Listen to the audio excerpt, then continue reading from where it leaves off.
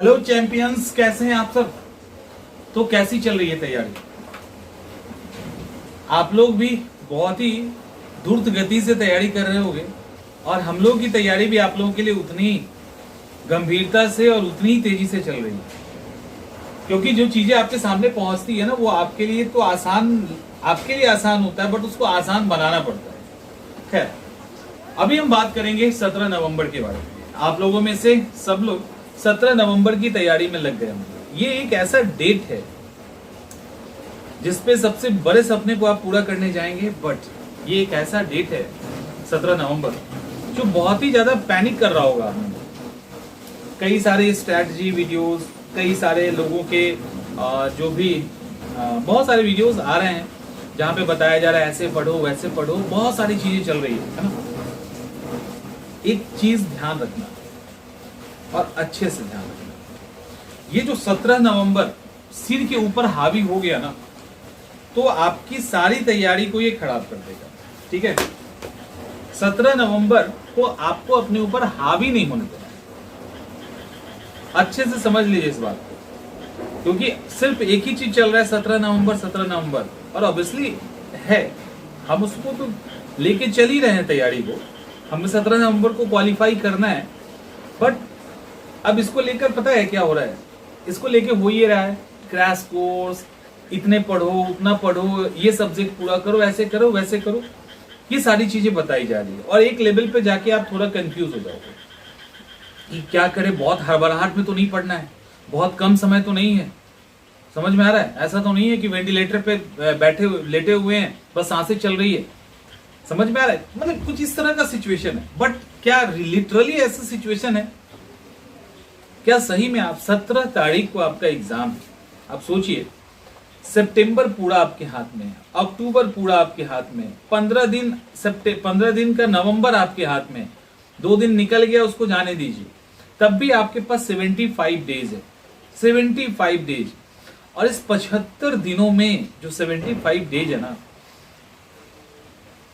इसमें आपको अभी ये सोचने की जरूरत ही नहीं है कि हमारे पास समय कम है, हमें एक अलग पैनिक होके पढ़ना है। ये सब कुछ भी करने की जरूरत नहीं है। 75 डेज बीपीएससी जैसे एग्जाम को निकालने के लिए सफिशिएंट है। अभी क्रैश कोर्स की जरूरत नहीं है। जैसे अभी मुझे अगर लाना हो तो मैं अभी क्रैश कोर्स लेके नहीं आऊंगा, जरूरत ही नहीं है उसकी। क्रैश कब किया जाता है? जब क्रैश की जरूरत हो, और वो क्रैश का डेट आपका होगा कम से कम 15 अक्टूबर के बाद। 15 अक्टूबर से 15 नवंबर में क्रैश करते रहिएगा ना जितना करना है। अभी आपको बहुत आराम से कुछ चीजों को पढ़नी है। कुछ सेक्शन ऐसे हैं जिसको वन लाइनर टाइप में पढ़ना है, कुछ सेक्शन ऐसे हैं जिसको अभी स्टार्टिंग में छोड़ के चलना है। दैट्स इट, इतना ही करना है। आपको क्या लगता है कि जो एग्जामिनेशन होने वाला है उसके अंदर क्या होगा? सोचो एक बार, उसके अंदर क्या हो सकता है? क्या वो एक ऐसा एग्जामिनेशन होगा जिसमें सब कुछ बियॉन्ड आएगा सिलेबस को? नहीं, जो आप पढ़ रहे हैं वहीं से सवाल आएगा, और आप पढ़ तो रहे ही हैं पहले से। दूसरी बात, जो जिस एग्जाम की तैयारी कर रहे हो उसमें कंपटीशन बहुत ज्यादा है, नो डाउट। इसमें इस कंपटीशन में आपको क्या ध्यान रखना है सबसे अधिक? इस कंपटीशन में सबसे अधिक जो आपको ध्यान रखना है, किसी भी तरह का सिली मिस्टेक ना हो। इस कंपटीशन में आप पढ़ाई के कारण बाहर नहीं होंगे, लिख के रख लीजिए, गारंटी है इस बात की। जो मैं बता रहा हूं उसको गांठ बांध लो, एग्जामिनेशन नहीं चुकोगे, और नहीं तो सब गड़बड़ हो जाएगा। जो स्थिति चल रही है, जितने तरह के वीडियोस और ये सब आ रहे हैं ना, तो उसमें फंस जाओगे आप लोग। आपको 2 ही काम, एक तो आपके सिलेबस से ही क्वेश्चन आने वाला है, दिमाग के अंदर डालिए। दूसरा, एग्जाम में सिली मिस्टेक नहीं करना है। ये 2 चीज जिस दिन समझ गए, आपका ये एग्जाम नहीं रुकेगा, क्योंकि इस एग्जाम से भी लोग वही बाहर होंगे जो सिली मिस्टेक करेंगे। अब दरअसल समय कम है, तो समय कम है तो जो पहले से पढ़ते आ रहे हैं उनके लिए तो कम है नहीं, उनके लिए तो बहुत ज्यादा है।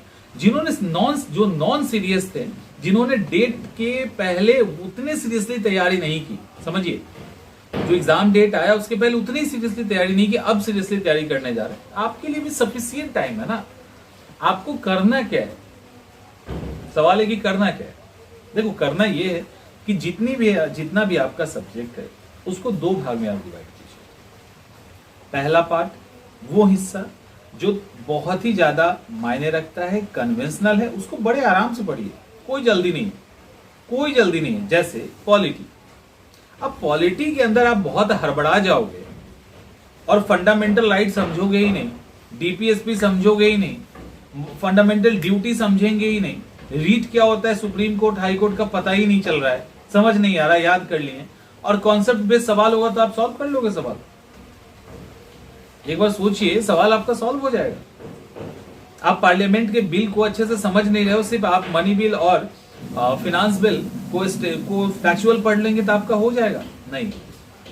ऐसे सब्जेक्ट जिसके अंदर थोड़े कॉन्सेप्ट की जरूरत है, जिसके अंदर डेप्थ से समझने की जरूरत है, ऐसे सेक्शन को आप आराम से समझिए, आपके पास समय है इतना समझने का। जो सेक्शन सिर्फ फैक्चुअल है, याद करना है, लाइक कांग्रेस का सेशन याद करना है, गवर्नर जनरल उसके काम याद करने हैं, बुक्स एंड ऑथर याद करना है, करेंट के कई सारे फैक्ट्स याद करने हैं।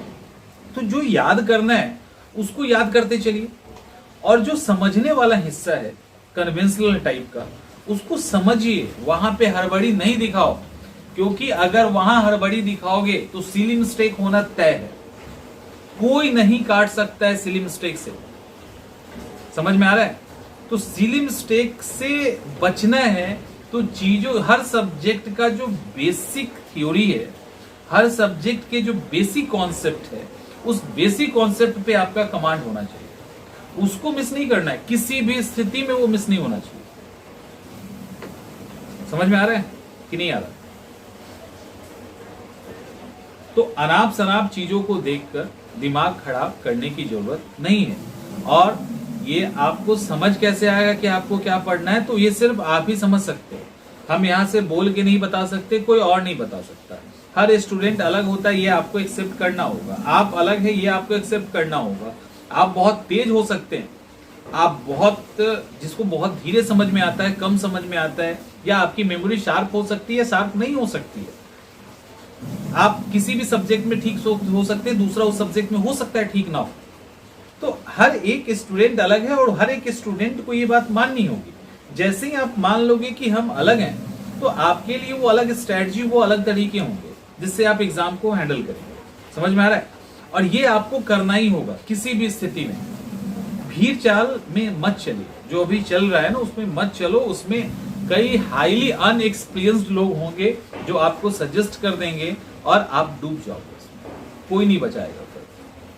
ठीक है? तो एकदम से पैनिक नहीं होना है। अभी आपके पास इनफ टाइम है, सफिशिएंट टाइम है इस एग्जाम को क्रैक करने का।